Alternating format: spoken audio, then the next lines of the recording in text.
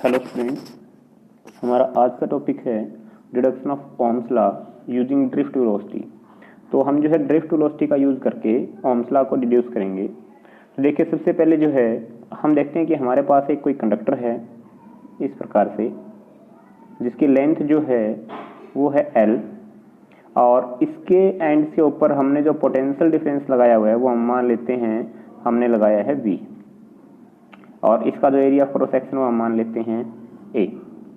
तो जो drift velocity होगी इस इलेक्ट्रिक फील्ड के कारण, जो हमने ये पोटेंशियल डिफरेंस लगाया, आपको पता है यहाँ पे ये एक इलेक्ट्रिक फील्ड क्रिएट करेगा और इस इलेक्ट्रिक फील्ड के अपोजिट डायरेक्शन में जो इस कंडक्टर के फ्री इलेक्ट्रॉन्स है वो मूव करेंगे, और इससे क्या होगा, आपका जो एवरेज वेलोसिटी होगी इलेक्ट्रॉन्स की वो आपकी ड्रिफ्ट वेलोसिटी कहलाती है। ये हम पहले कर चुके हैं।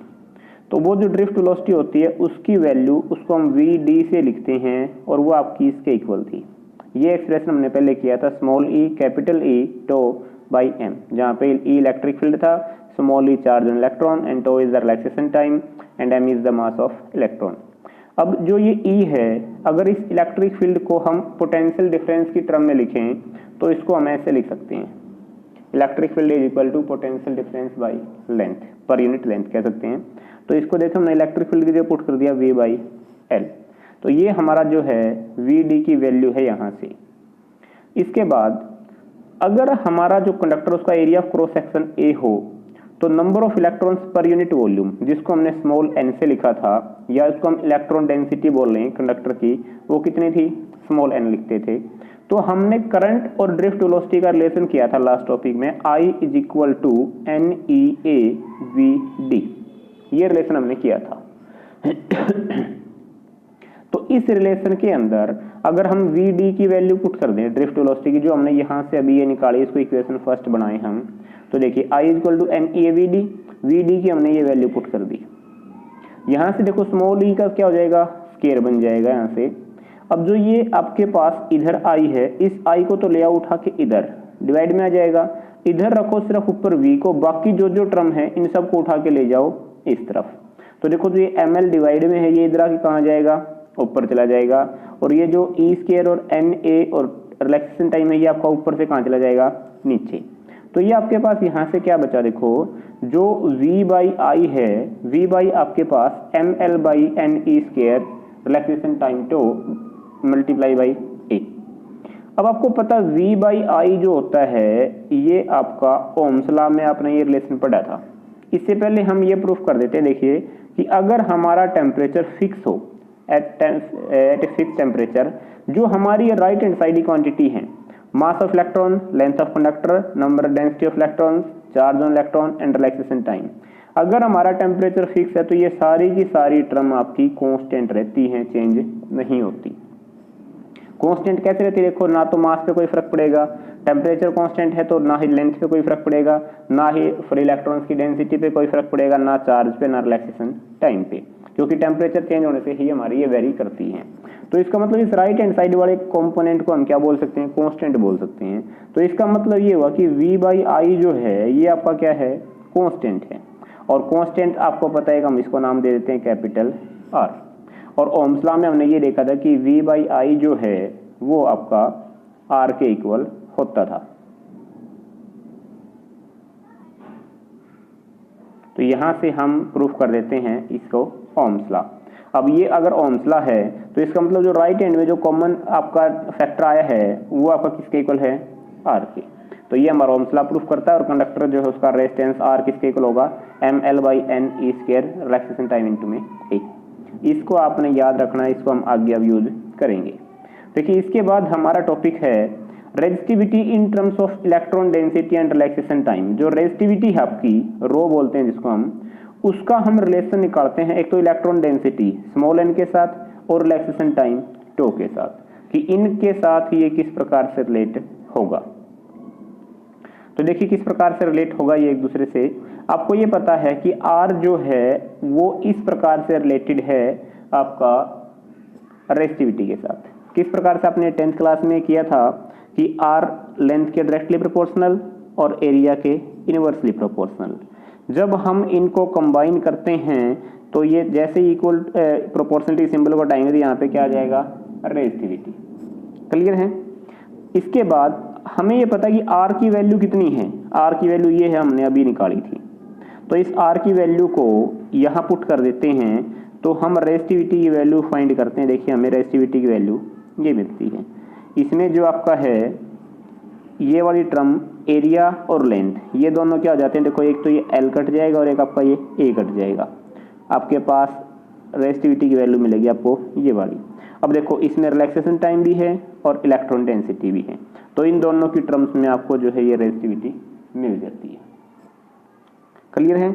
यहाँ से आप बता सकते हैं कि जो रेजिस्टिविटी है वो किस चीज़ पे डिपेंड करती है और किस पे डिपेंड नहीं करती।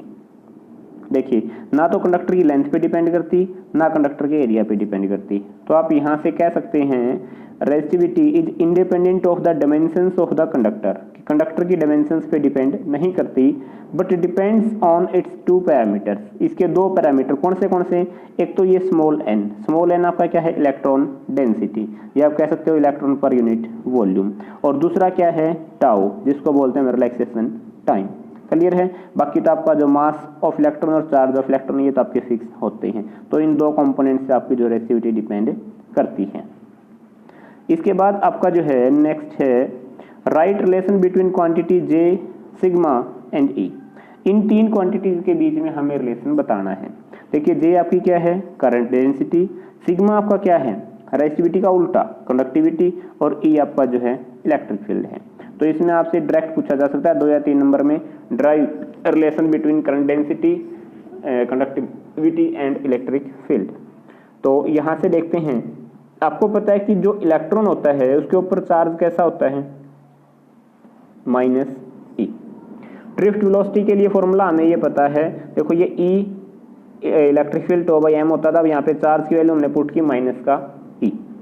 करंट डेंसिटी जो है, करंट डेंसिटी आपको ये पता है ये करंट बाई एरिया होती है, ये वैल्यू है। अब इस आई की वैल्यू आपको पता है N E A V D होती है, तो ये इस ए से ए क्या हो जाएगा, कैंसल। तो जो करंट डेंसिटी जे है वो किसके इक्वल बचेगी, एन ई वी डी। तो ये देखिए ये इसने लिखा हुआ है एन ई वी डी। अभी आप क्यू सोचो कहाँ से आया, क्यू का मतलब क्या है, चार्ज, ई का मतलब भी क्या होता था, चार्ज ऑन इलेक्ट्रॉन। क्लियर है? तो इसने ई की जगह क्या रख रखा है, चार्ज। अब ये इसको आगे रख देगा, चार्ज की जगह माइनस का ई, और ये वी डी की वैल्यू रखी इसने यहाँ से। तो जो करंट डेंसिटी है ये इसको ये मिली n E square relaxation time by m into electric field. अब यहाँ से हम देखते हैं कि जो हमारा रेजिस्टिविटी का रिलेशन था ये वाला, देखिए जो 1 ओवर रेजिस्टिविटी है ये N E square tau by M के इक्वल था, ये जो है हमने अभी किया था, ये देखिए यहाँ से ये वाला कि जो रेजिस्टिविटी है वो m by N E square tau के इक्वल है। अगर 1 ओवर रेजिस्टिविटी करें तो देखिए क्या हो जाएगा, नीचे वाली टर्म ऊपर चली जाएगी और डिवाइड में आपका m हो जाएगा। तो ये वैल्यू अपने को दी हुई, तो इसको हम किसके इक्वल लिख सकते हैं, 1 ओवर रेजिस्टिविटी के इक्वल इसको हम लिख सकते हैं।